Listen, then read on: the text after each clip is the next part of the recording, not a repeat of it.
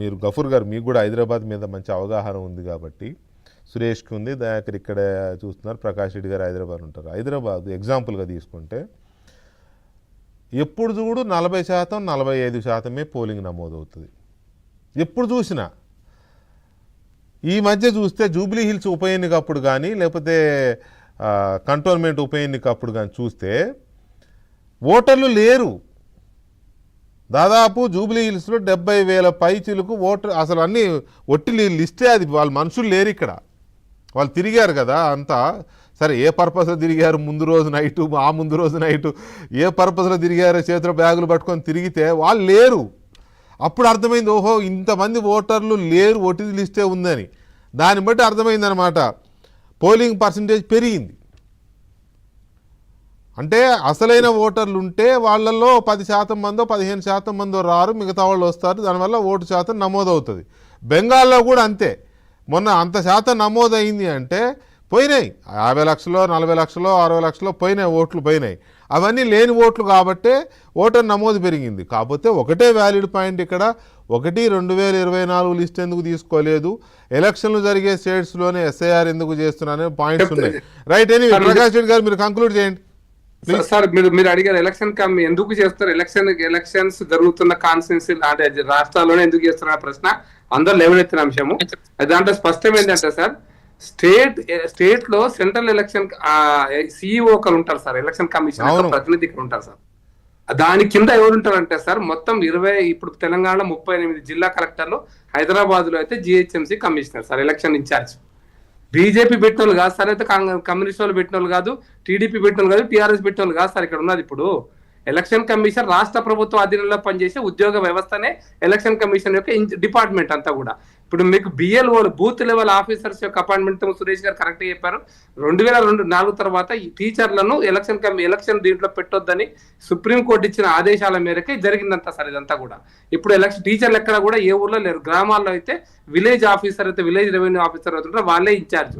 నేను సూటిగా ఏంటంటే సార్, ఇది రాష్ట్ర ప్రభుత్వ వ్యవస్థ కాబట్టి రాష్ట్ర ప్రభుత్వాల యొక్క సిఇఓలు కలెక్టర్తో మీటింగ్ జరిగినప్పుడు వాళ్ళకి అనుకూలమైన డేట్లు ఎప్పుడెప్పుడు ఇస్తే అప్పుడప్పుడు సెంట్రల్ ఎలక్షన్ కమిషన్ పెడుతుంది సార్.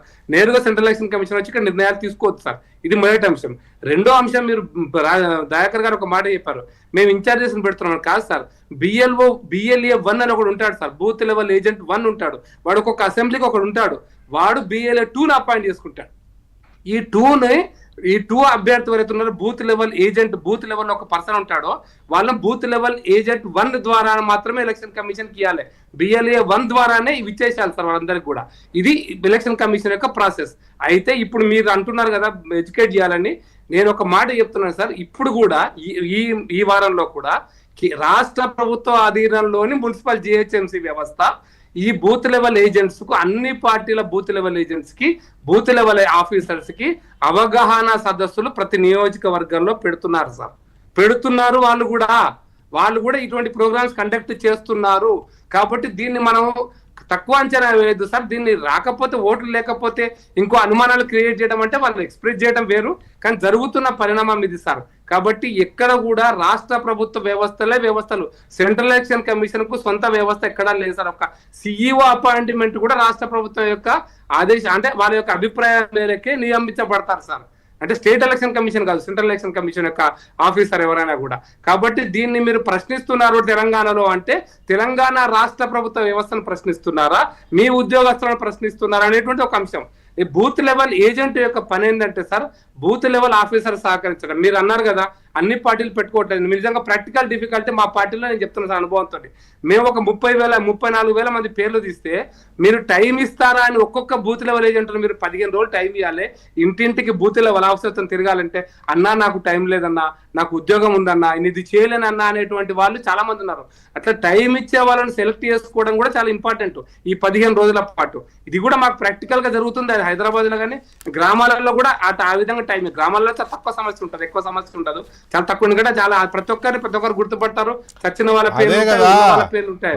అదే కదా సమస్య. ఇప్పుడు పార్టీలకు ఏజెంట్ ఎలాగో దొరకరు, బిఎల్ఓలే ఎవరికి దమ్ముంటే వాడికి ఏజెంట్. నేను ఫైనల్ ఒక్క మాట ముగిస్తాను సార్, ఒకటే మాట చెప్తాను సార్.